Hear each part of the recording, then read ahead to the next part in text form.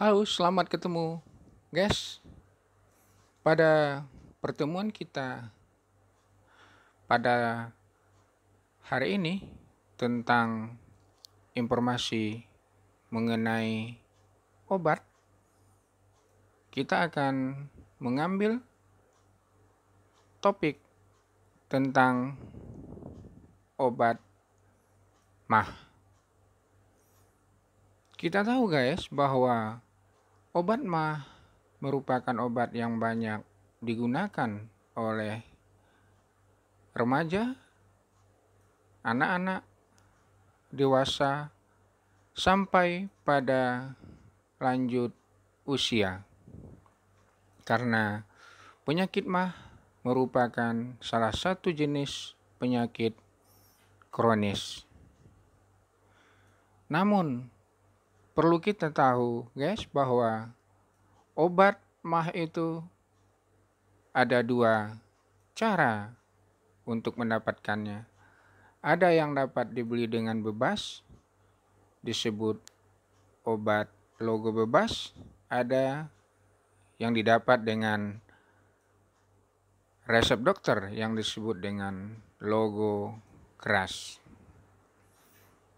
Apakah kedua kelompok obat ini mempunyai perbedaan dari segi keamanannya? Tentu saja, guys, seperti itu. Lalu, bagaimana masing-masing keamanan obat-obat tersebut? Nah, mau tahu kan, guys? Sebelum kita bahas, jangan lupa like dan subscribe ya, guys.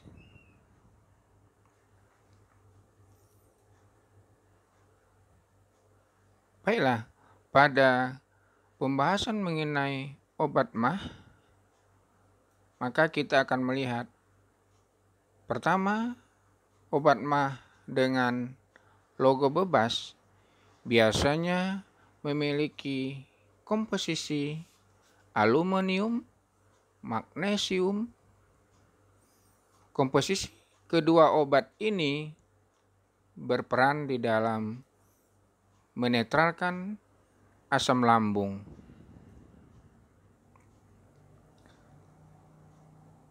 Komposisi obat seperti ini, bagaimana keamanannya?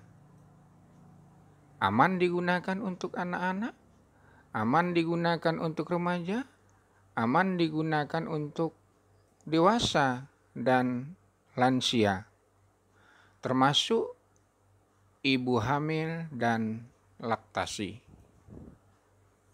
Ada berapa bentuk sediaannya, guys? Bentuk sediaannya ada dalam bentuk tablet maupun sirup. Kalau begitu bagaimana cara menggunakannya?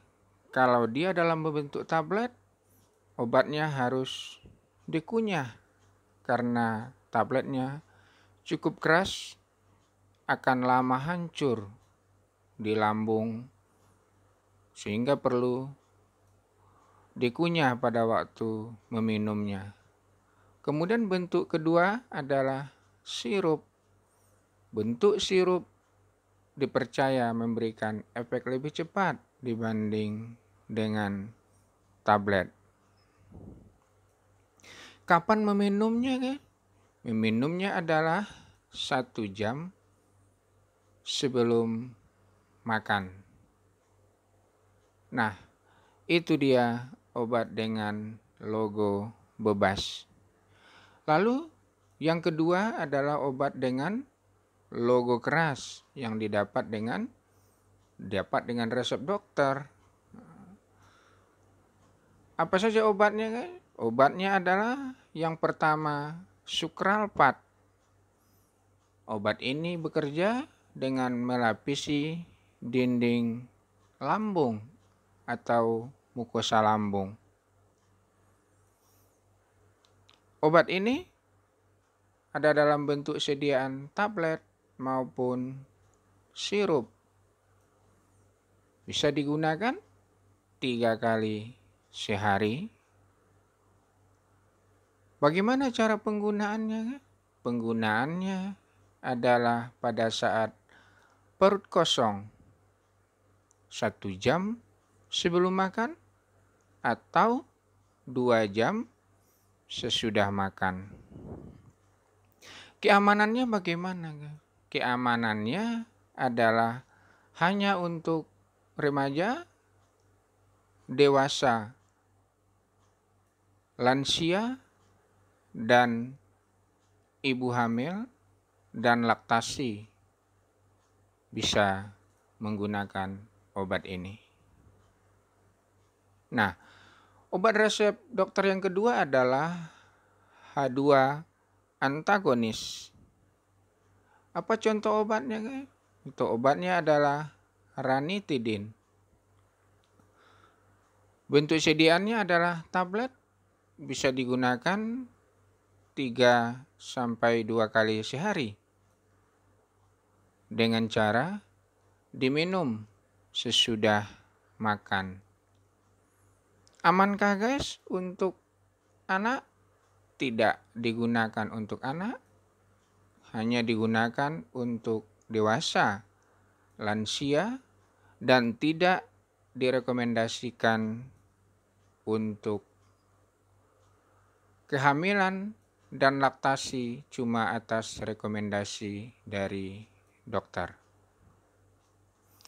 Kemudian kelompok obat resep dokter yang ketiga adalah PPI atau proton pump inhibitor. Apa saja obatnya? Obatnya adalah lansoprazol dan omeprazol. Bentuk sediaannya apa? Bentuk sediaannya ada di dalam bentuk tablet dan kapsul. Diminum adalah sebelum makan, pada malam hari saat mau tidur, karena biasanya hanya 1 kali sehari. Amankah guys untuk anak? Tidak aman. Aman hanya untuk dewasa dan lansia, dan tidak direkomendasikan untuk ibu hamil dan laktasi, kecuali atas rekomendasi dokter. Obat yang keempat adalah analog prostaglandin. Contoh obatnya adalah misoprostol. Bentuk sediaannya adalah tablet, digunakan 2 kali sehari sebelum makan pagi hari dan pada malam hari. Tidak boleh diberikan bersamaan dengan antacid. Kenapa? Karena beresiko diare bila digabung dengan garam magnesium. Aman untuk siapa saja? Aman hanya untuk dewasa dan lansia. Obat ini hanya diindikasikan untuk penyakit MAH, tukak lambung, tukak duodenum. Tidak dianjurkan untuk indikasi lain. Walaupun saat ini banyak sekali penyalahan penggunaan obat misoprostol dengan beberapa merek dagang yang dijual secara online. Tahukah guys, obat-obat keras yang dijual secara online tidak dijamin keaslian dan mutunya, karena obat keras hanya dijual di apotek. Dan perlu dicatat, jangan menggunakan obat analog prostaglandin, misoprostol, untuk indikasi lain kecuali MAH, tukak lambung, dan tukak duodenum. Demikian, semoga dapat memilih sediaan obat mah dan menggunakannya dengan benar sesuai dengan aturan pakai yang telah kita jelaskan tadi. Dapatkan obat mah hanya di apotek.